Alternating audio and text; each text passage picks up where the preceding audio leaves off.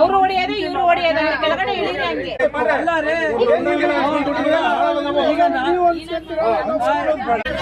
ನೀವ್ ಹೇಳ್ರಿ ಮನೆ ನೀವ್ ಹೇಳ್ರಿ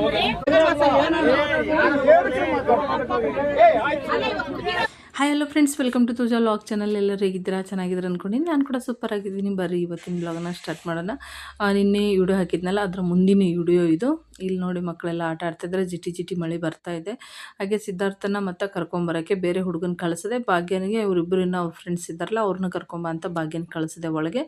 ಅವರು ಕರ್ಕೊಂಬರಕ್ಕೆ ಹೋದ್ರು. ಮಳೆ ಬರ್ತಾ ಇತ್ತು. ಇಲ್ಲೊಬ್ರು ಅಂಕಲ್ ಕೂತ್ಕೊಂಡಿದ್ರು, ಮಳೆ ಬರ್ತಾ ಇದೆ ಜಿಟಿ ಜಿಟಿ ಅಂತ ಅವರೆದ್ದು ಹೊರಡಕ್ಕೆ ಶುರು ಆಯಿತು. ಹಾಗೆ ಮಕ್ಕಳೆಲ್ಲ ಇಲ್ಲಿ ಆಟ ಆಡ್ತಾಯಿದ್ರು. ತುಂಬಾ ಖುಷಿ ಆಗುತ್ತೆ ಈ ಜಾಗಕ್ಕೆ ಬಂದುಬಿಟ್ರೆ. ತುಂಬ ಚೆನ್ನಾಗಿದೆ ವಾತಾವರಣ. ಹಾಗೆ ಹೊಸಬ್ರು ಯಾರೆಲ್ಲ ಚಾನಲ್ನ ನೋಡ್ತಾ ಇದ್ರೆ ಪ್ಲೀಸ್ ಚಾನಲ್ನ ಸಬ್ಸ್ಕ್ರೈಬ್ ಮಾಡ್ಕೊಂಡು ನೋಡಿ ಅಂತ ಕೇಳ್ಕೊತೀನಿ. ತುಂಬ ಜನ ನೋಡ್ತಾ ಇದ್ರೆ ಲೈಕ್ ಕೊಡ್ತಾಯಿಲ್ಲ. ಪ್ಲೀಸ್ ಲೈಕ್ ಕೊಟ್ಟು ಹಾಗೆ ನಿಮ್ಮ ಅನಿಸಿಕೆನ ಕಮೆಂಟ್ ಮೂಲಕ ತಿಳಿಸಿ ಅಂತ ಕೇಳ್ಕೊತೀನಿ. ಹಾಗೆ ನಿಮ್ಗೆ ವಿಡಿಯೋ ಇಷ್ಟ ಆದರೆ ಶೇರ್ ಮಾಡಿ. ಇದು ಸುತ್ತೂರಲ್ಲಿ ಬಂದುಬಿಟ್ರೆ ನೋಡಿ ಎಷ್ಟು ಚೆನ್ನಾಗಿದೆ ವಾತಾವರಣ. ಆದರೆ ಜಿಟಿ ಜಿಟಿ ಮಳೆ ಒಂದು ಬರ್ತಾಯಿದೆ, ಅದೇ ಸ್ವಲ್ಪ ಕಷ್ಟ ಅನಿಸುತ್ತೆ ಇಲ್ಲಿ. ನಾನು ಮತ್ತೆ ಇವತ್ತು ವಾಪಸ್ ಹೋಗಬೇಕು ಅಂತ ಪ್ಲ್ಯಾನಲ್ಲಿದ್ದೀನಿ. ಯಾಕಂದ್ರೆ ಮಳೆ ಬೇರೆ ಬರೋಕತ್ತೈತ್ರ. ಅಲ್ಲಿ ಒಬ್ಬಕ್ಕೇ ಹೋಗಿರಾಕೆ ಮಠದಾಗ ನನಗೂ ಬೇಸರ ಅನ್ನಿಸ್ತೈತಿ. ಭಾಗ್ಯನೂ ಬರೋಲ್ಲ, ಸಿದ್ಧಾರ್ಥ ಬರೋದಿಲ್ಲ. ಒಬ್ಬಕ್ಕೇ ಹೋಗಿ ಅಲ್ಲಿ ಕುಂದ್ರಾಕ ಇರಾಕ ನನಗೆ ಭಾಳ ಬೇಜಾರಾಗ್ತದೆ. ಹಾಗಾಗಿ ಏನು ಮಾಡಿದೆ, ವಾಪಸ್ ಹೋಗ್ಬೇಕಂತ ಐಡಿಯಾದಲ್ಲಿದ್ದೀನಿ. ಹಾಗೆ ಬರೋ ಟೈಮಲ್ಲಿ ಒಬ್ಬರು ಬಳ್ಳಾರಿಯವ್ರು ಸಿಕ್ಕಿದ್ರು ಅಂತ ಹೇಳಿದ್ನಲ್ಲ, ಅವರು ಹೇಳಿದ್ರು ಹೋಗುಣ್ರಿ ವಾಪಸ್ ಅಂತ ಹೇಳಿದ್ರು. ಅವ್ರು ಇದ್ದಾರಲ್ಲ, ಅವ್ರ ಜೊತೆಗೆ ಅವ್ರ ಧೈರ್ಯದ ಮೇಲೆ ನಾನು ಕೂಡ ಹೋಗ್ಬೇಕಂತ ಡಿಸೈಡ್ ಮಾಡ್ಕೊಂಡಿದ್ದೀನಿ. ಇವರೆಲ್ಲ ಊಟ ಮಾಡಿ ಜಲ್ದಿ ಬಿಟ್ರಂದ್ರೆ ಹೋಗಬೇಕು.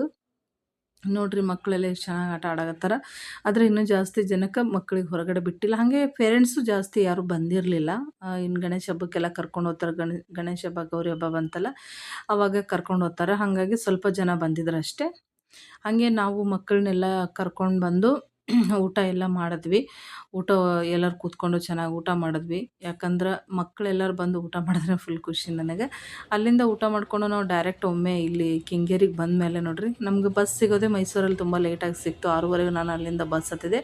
8:00 ಬಂದು ಇಳಿತೀನಿ ಅನ್ನೋ ಭರವಸೆ ಇತ್ತು. ಆದರೆ 9:00 ಬಂದು ಕೆಂಗೇರಿಯಲ್ಲಿ ಇಳ್ಕೊಂಡೆ. ಕೆಂಗೇರಿಯಲ್ಲಿ 9:00 ಇಳ್ಕೊಂಡ ಮೇಲೆ ಏನಾಯ್ತಂದರೆ, ನಾನು ಎಲೆಕ್ಟ್ರಿಸಿಟಿ ಬಸ್ ಹತ್ತಿದೆ. ನಾನು ಏನು ಅಂದ್ಕೊಂಡಿದ್ದೆ ಅಂದರೆ ಸಿಲ್ಕ್ ಬೋರ್ಡ್ ಬಸ್ ಅಂದ್ಕೊಂಡು ಎಲೆಕ್ಟ್ರಿಸಿಟಿ ಬಸ್ ಹತ್ತಿ ಹೋದೆ. ಅಲ್ಲಿ ಮತ್ತೆ ಸ್ವಲ್ಪ ಹೊತ್ತು ದೂರ ಹೋದ್ಮೇಲೆ ಕೇಳಿದ್ರೆ ಎಲೆಕ್ಟ್ರಿಸಿಟಿ ಅಂದ್ರೆ, ಆಮೇಲೆ ಯೋಚನೆ ಮಾಡಿದೆ, ಅಯ್ಯೋ ಇದು ಸಿಲ್ಕ್ ಬೋರ್ಡ್ ಅಲ್ಲ ಅಂತ. ಅಲ್ಲಿಂದ ಇಳ್ಕೊಂಡು ವಾಪಸ್ ಬರೋ ಅಷ್ಟರಲ್ಲೇ ಬನಶಂಕರಿ ಬಸ್ಸು ಪಾಸ್ ಆಗಿಬಿಡ್ತು ಫ್ರೆಂಡ್ಸ್, ಸಿಗಲಿಲ್ಲ. ಆಮೇಲೆ 10 ಗಂಟೆವರೆಗೂ ನಿಂತ್ಕೊಂಡು ಭಯದಲ್ಲಿದ್ದೆ. ಅಷ್ಟರಲ್ಲಿ ಒಬ್ಬರು ಆಂಟಿ ಸಿಕ್ಕರು ಪುಣ್ಯಕ್ಕೆ.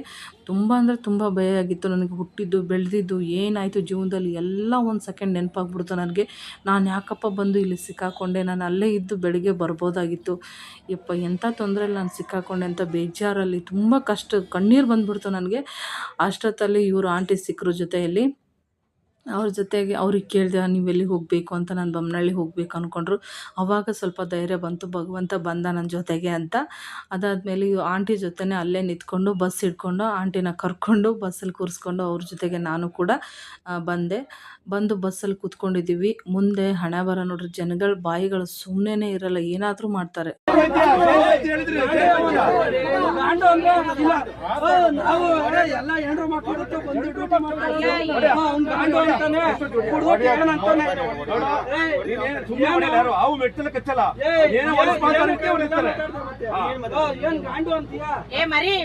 ಲೇಡೀಸ್ ಎಲ್ಲ ಇದ್ದಾರೆ, ಏನಪ್ಪ ನಿಮ್ಗೆ ಸ್ವಲ್ಪ ಪರಿಜ್ಞಾನ ಇಲ್ಲ ನಿಮ್ಗೆ? ಚಿಕ್ಕ ಮಕ್ಳೆಲ್ಲ ಇರ್ತಾರೆ, ಅವ್ರು ಹೊಡೆಯೋದು ಇವ್ರು ಹೊಡೆಯೋದು ಕೆಳಗಡೆ ಇಳಿದ್ರೆ ಹಂಗೆ.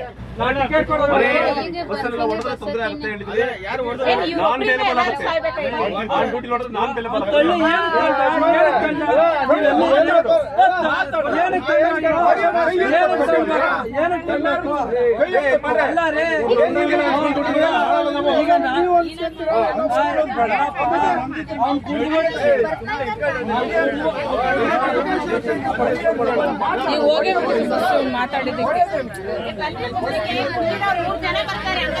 ನೀವ್ ಹೇಳ್ರಿ ಮನೆ ನೀವ್ ಹೇಳ್ರಿ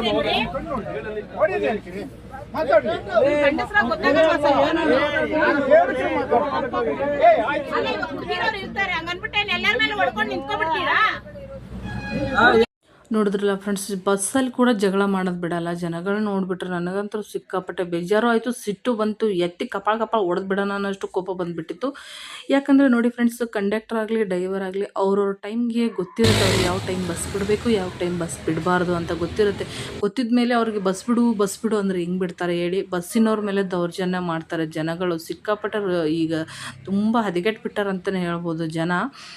ಆ ಥರ ಮಾಡಿಬಿಟ್ಟು ಕೊನೆಗೆ ಜಗಳನೇ ಮಾಡ್ಕೊಂಡ್ಬಿಟ್ರು, ಹೊಡೆದಾಡಿಕೊಂಡು. ಮತ್ತೆ 5 ನಿಮಿಷ ಅಲ್ಲ 15 ನಿಮಿಷ ಲೇಟ್ ಆಯಿತು ಬಸ್ಸು. ಅವರು ಇನ್ನೇನು 2 ನಿಮಿಷ ಇತ್ತು 11 ಗಂಟೆಗೆ ಬಿಡಬೇಕಂತ ಕಾಯ್ತಾರವ್ರಿಗೆ ಆ ರೀತಿ ಮಾಡಿಬಿಟ್ಟು ಜಗಳ ಮಾಡಿಕೊಂಡು 15 ನಿಮಿಷ ಬಸ್ಸು ಲೇಟ್ ಮಾಡಿದ್ರು. ಅವ್ರು ಬಸ್ಸಿನವ್ರದ್ದು ನೈಟ್ ಟೈಮ್ ಲೇಟ್ ಮಾಡಿ ಹೋಗ್ತಾರೆ ಅಂದರೆ ತುಂಬ ಒಳ್ಳೇದು ಅನಿಸುತ್ತೆ ನನಗೆ. ಮುಂದೆ ಬಸ್ಸಲ್ಲಿ ಕೂತ್ಕೊಂಡವ್ರು ಮುಂದೆ ಹೋಗೋಕ್ಕೆ ಮಾತ್ರ ಯೋಚನೆ ಮಾಡ್ತಾರೆ. ಹಿಂದೆ ನಮ್ಮಂಥ ಹೆಣ್ಮಕ್ಳು ಏನಾದರೂ ಲೇಟಾಗಿ ಬಂದವರು, ಆ ಬಸ್ ಸಿಕ್ಕಿಲ್ಲ ಅಂದರೆ, ಅದು ಲಾಸ್ಟ್ ಬಸ್ಸು ಫ್ರೆಂಡ್ಸ್, ಆ ಬಸ್ ಏನಾದರೂ ಹೋಯ್ತು ಅಂದಿದ್ರೆ, ಈ ಥರ ಜಗಳ ಮಾಡ್ಕೊಂಡು ಹೋಗಿದ್ರೆ ನಮ್ಮಂಥವ್ರು ಲೇಟಾಗಿ ಬಂದಾಗ ಎಂಥ ಪರಿಸ್ಥಿತಿ ಆಗುತ್ತೆ ಹೇಳಿ ನೋಡೋಣ. ನಿಜವಾಗ್ಲೂ ಕೆಲವೊಬ್ರು ಗಂಡಸರು ಬಸ್ಸಲ್ಲಿ ಕುಡ್ಕೊಂಡು ಜಗಳ ಮಾಡ್ತಾರೆ ಬಸ್ಸಿನವ್ರ ಜೊತೆ. ತುಂಬ ತಪ್ಪೋದು. ಸ್ವಲ್ಪ ತಿಳ್ಕೊಂಡು ಮಾತಾಡಬೇಕು ಯಾರೇ ಆದರೂ ಬಸ್ಸಲ್ಲಿ ಹೋಗ್ಬೇಕಾದ್ರೆ. ಈ ಥರ ಮಾಡೋಕ್ಕೆ ಹೋಗ್ಬಾರ್ದು. ನನಗಂತೂ ಎದೆ ಹೊಡೆದು ಗಾಬರಿನೇ ಆಗ್ಬಿಟ್ಟಿತ್ತು ಫ್ರೆಂಡ್ಸ್. ಅಲ್ಲಿಂದ ಬಂದು ಬಮ್ಮನಳ್ಳಿ ಇಳ್ಕೊಂಡೆ. ಬಮ್ಮನಳ್ಳಿ ಇಳಿದು ಒಂದು ಸ್ವಲ್ಪ ಹೊತ್ತು ದೂರ ಬಂದೆ. ಬಂದಾದಮೇಲೆ ಅಲ್ಲೆಲ್ಲ ಬೆಳಕಿತ್ತು, ಗಾಡಿ ಎಲ್ಲ ಚೆನ್ನಾಗಿ ಓಡಾಡ್ತಾಯಿತ್ತು, ಏನೂ ಅನಿಸ್ಲಿಲ್ಲ. ಜನಗಳನ್ನ ಸುತ್ತಮುತ್ತ ಇದ್ದರು. ಮುಂದೆ ಬರ್ತಾ ಏನಾಗ್ತಾಯಿತ್ತು ಅಂದರೆ ಕತ್ಲಾಗ್ತಾಯಿದೆ. ಹಾಗೆ ಮತ್ತು ಜನಗಳು ಸ್ವಲ್ಪ ಕಮ್ಮಿ ಅನ್ನಿಸ್ತಾಯಿತ್ತು, ಗಾಡಿ ಓಡಾಟನೇ ಕಮ್ಮಿ. ಆಮೇಲೆ ನನಗೆ ನಾನೇ ಧೈರ್ಯ ಹೇಳ್ಕೊಳ್ದು, ನನ್ನ ಮನಸ್ಸಲ್ಲಿ ನಾನೇ ಮಾತಾಡ್ಕೊಳ್ಳೋದು, ಅಯ್ಯೋ ಬಿಡು ನನಗೇನು ಮಾಡ್ತಾರೆ, ನನಗ್ಯಾರು ಸಾಟಿ, ನಾನು ಹೋಗ್ಬಿಡ್ತೀನಿ ಮನೆಗೆ ಅನ್ನೋ ದಿಮಾಗ್ ಬೇರೆ ನನಗೆ. ಅದಾದಮೇಲೆ ಯಾರು ಏನು ಮಾಡೋಕ್ಕೆ ಸಾಧ್ಯ ಇಲ್ಲ, ಬಿಡು ಹೋಗ್ಬಿಡೋಣ. ಈ ಥರ ಎಲ್ಲ ಜನಗಳಿಗೆ ಬೈಬಿದ್ರೆ ಏನಾಗುತ್ತೆ, ಎಲ್ಲ ಹೆದರ್ಕೋಬಾರ್ದು ಅಂತ ಎಲ್ಲ ಒಟ್ಟೆ ಬೀಳೋದನೇ ನನಗೆ ನಾನೇ ಧೈರ್ಯ ತಂದ್ಕೊಳ್ಳೋದು. ಆ ಥರ ಮಾಡಿ ಟೈಮ್ ಬೇರೆ 11:30 ಫ್ರೆಂಡ್ಸ್. ನಾನು ಬಂದು ಬಮ್ಮನಳ್ಳಿಗೆ ಇಳ್ಕೊಬೇಕಂದ್ರೆ 11:30ಗೆ ಬಂದು ಇಳ್ಕೊಂಡಿದ್ದೀನಿ. ಇನ್ನು ಬಮ್ಮನಳ್ಳಿಯಿಂದ ಮನೆಗೆ ಹೋಗೋಕ್ಕೆ 12 ಗಂಟೆ ಆಗುತ್ತೆ. ನಮ್ಮ ಮನೆಯವ್ರಿಗೆ ಫೋನ್ ಮಾಡಿದ್ದೆ. ಅದಂದರೆ ಇಲ್ಲಿಂದ ಹೋಗ್ಬೋದು, ಎಲ್ಲಂದರೆ ನಮ್ಮದು ಬೇಕ್ರಿ ಇದೆ ಮುಂದೆ ಒಂದು, ಆ ಬೇಕ್ರಿವರೆಗೂ ಕೂಡ ನಾವು ಹೋಗ್ಬೋದು ಬಮ್ಮನಳ್ಳಿಯಿಂದ. ಅಲ್ಲಿಂದ ಮುಂದೆ ಹೋಗೋಕ್ಕೆ ನನಗೆ ಧೈರ್ಯ ಇಲ್ಲ ಫ್ರೆಂಡ್ಸ್. ಹಾಗಾಗಿ ನಮ್ಮ ಮನೆಯವ್ರಿಗೆ ಫೋನ್ ಮಾಡಿದ್ನಲ್ಲ, ಅವರು ಬಂದರು. ಅವ್ರ ಜೊತೆಗೆ ಇಲ್ಲಿಂದ ನಾವು ಇಬ್ಬರು ಕೂಡ ಮನೆಗೆ ಹೋಗ್ತಾ ಇದ್ದೀವಿ. ಸಿಕ್ಕಾಪಟ್ಟೆ ಭಯನೂ ಆಯಿತು, ಆಮೇಲೆ ಬರ್ತೀನೋ ಅನ್ನೋ ಧೈರ್ಯನೂ ಬಂತು. ಇರಬೇಕು ಫ್ರೆಂಡ್ಸ್, ಧೈರ್ಯ ಇರಬೇಕು. ಹೆಣ್ಮಕ್ಳು ಹಗಲು ರಾತ್ರಿ ಓಡಾಡೋಕ್ಕೆ ಧೈರ್ಯ ಇರಬೇಕು. ಆ ಥರ ಧೈರ್ಯ ಮಾಡ್ಕೊಂಡು ಬಂದೆ ನಾನು ಫಸ್ಟ್ ಟೈಮ್ ಈ ಥರ. ಈಗ ಒಂದು 2 ಸತಿ ಬಂದಿದ್ದೀನಿ. 10 ಗಂಟೆಗೆ ಮನೆ ಬಂದು ಸೇರ್ಕೊಂಡಿದ್ದೆ, ಆದರೆ ಇದೇ ಫಸ್ಟ್ ಟೈಮ್ 11 ಗಂಟೆ ಆಗಿರೋದು. ನೋಡಿದ್ರಲ್ಲ 12 ಗಂಟೆ ಆಗಿದೆ ಟೈಮ್. ಮನೆಗೆ ಬರೋಕ್ಕೆ 12 ಗಂಟೆ ಆಯಿತು. ಏನೂ ಮಾಡಿಲ್ಲ ಫ್ರೆಂಡ್ಸ್, ಮುಖದ ಮೇಲೆ ಇಷ್ಟು ನೀರು ಹಾಕ್ಕೊಂಡು ಬಂದೆ. ಅದನ್ನು ಒರೆಸ್ಕೊಂಬಿಟ್ಟು ಹೋಯ್ತು ನನ್ನ ಕೆಲಸ ಅಂದ್ಕೊಂಡೆ. ಊಟ ಬೇಡ, ತಿಂಡಿ ಬೇಡ, ಚಹಾ ಬೇಡ, ಏನೂ ಬೇಡ ಅನಿಸ್ಬಿಡ್ತು. ಬಂದು ಮುಖ ಎಲ್ಲ ಒರೆಸ್ಕೊಂಡು ನೋಡಿದೆ, ಅಡುಗೆ ಏನೂ ಇರಲಿಲ್ಲ. ಎಲ್ಲ ಸಾಂಬಾರಿತ್ತು, ರೊಟ್ಟಿ ಇತ್ತು, ಆದರೆ ಉಣ್ಣೋಷ್ಟು ಟೈಮ್ ಇಲ್ಲ. 12 ಗಂಟೆ ಆಗಿಬಿಟ್ಟಿದೆ, ನಿದ್ದೆ ಎಳೀತದೆ. ಸಿಕ್ಕಾಪಟ್ಟೆ ಮೈಕೈ ಎಲ್ಲ ನೋವು, ಸುಸ್ತಾಗ್ಬಿಟ್ಟಿದೆ ಫ್ರೆಂಡ್ಸ್. ಅದಕ್ಕೆ ಮಲ್ಕೊಂಡು ಬಿಡಬೇಕು ಅಂತ ಅನ್ನಿಸ್ತು. ಹಾಗಾಗಿ ಮತ್ತೆ ನಾಳೆ ವಿಡಿಯೋದಲ್ಲಿ ಸಿಗ್ತೀನಿ ಫ್ರೆಂಡ್ಸ್. ಈ ವಿಡಿಯೋ ನೋಡೋದಕ್ಕಾಗಿ ಎಲ್ಲರಿಗೂ ತುಂಬ ಹೃದಯದ ಧನ್ಯವಾದಗಳು. ವಿಡಿಯೋ ಇಷ್ಟ ಆದರೆ ಲೈಕ್ ಮಾಡಿ, ಶೇರ್ ಮಾಡಿ, ಕಮೆಂಟ್ ಮಾಡಿ. ಹಾಗೆ ಹೊಸಬ್ರು ಯಾರೆಲ್ಲ ಚಾನಲ್ ನೋಡ್ತಿದ್ರೆ ಸಬ್ಸ್ಕ್ರೈಬ್ ಮಾಡ್ಕೊಳ್ಳಿ. ಬಾಯ್ ಎಲ್ಲರಿಗೂ, ಗುಡ್ ನೈಟ್.